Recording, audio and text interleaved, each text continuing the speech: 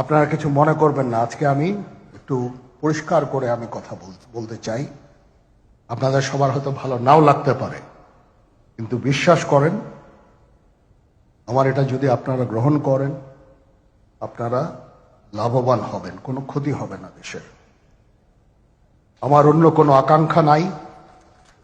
আমার একটাই আকাঙ্ক্ষা, দেশ এবং জাতিটাকে একটা সুন্দর জায়গায় রেখে ছুটি করা। I had enough. Was last 7-8 months I had enough. আমি চাই দেশ এবং জাতিকে একটা সুন্দর জায়গায় রেখে আমরা সেনানিবাসে ফেরত আসব।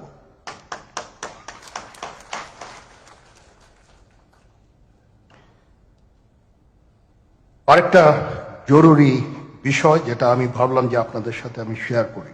দেশের এই আইন শৃঙ্খলা পরিস্থিতি খারাপের পিছনে কিছু কারণ আছে। প্রথম কারণটা হচ্ছে যে আমরা নিজেরা হানাহানির মধ্যে ব্যস্ত, একজন আরেকজনের বিরুদ্ধে বিষোদ্গারে ব্যস্ত। এটা একটা চমৎকার সুযোগ অপরাধীদের জন্য। যেহেতু আমরা একটা অরাজক পরিস্থিতির মধ্যে বিরাজ করছি, তারা খুব ভালোভাবেই জানে যে এই সময়ে যদি এই সমস্ত অপরাধ করা যায় তাহলে এখান থেকে পরিত্রাণ পাওয়া সম্ভব। সেই কারণে এই অপরাধগুলো হচ্ছে। আমরা যদি সংগঠিত থাকি, একত্রিত থাকি, তাহলে অবশ্যই এটা সম্মিলিতভাবে মোকাবেলা করা সম্ভব হবে।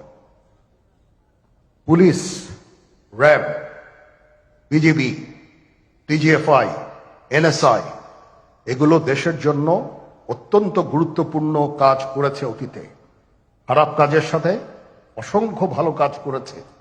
আজকে যে দেশের স্থিতিশীলতা, দেশটাকে যে এত বছর স্থিতিশীল রাখা হয়েছে, এটার কারণ হচ্ছে এই সশস্ত্র বাহিনীর বহু সেনা সদস্য, সিভিলিয়ান সবাই মিলে এই অর্গানাইজেশনগুলোকে, অসামরিক সামরিক সবাই মিলে এই অর্গানাইজেশনগুলোকে এফেক্টিভ রেখেছে।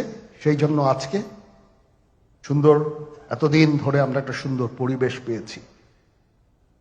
এর মধ্যে যারা কাজ করেছে, যদি অপরাধ করে থাকে সেটা শাস্তি হবে, অবশ্যই শাস্তি হতে হবে, না হলে এই জিনিস আবার ঘটবে। আমরা সেটাকে বন্ধ করতে চাই চিরতরে, কিন্তু তার আগে মনে রাখতে হবে আমরা এমনভাবে কাজটা করব এই সমস্ত অর্গানাইজেশনগুলো যেন আন্ডারমাইন না হয়।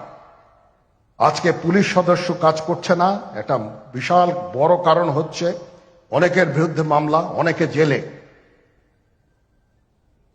RAB, BGB, DGFI,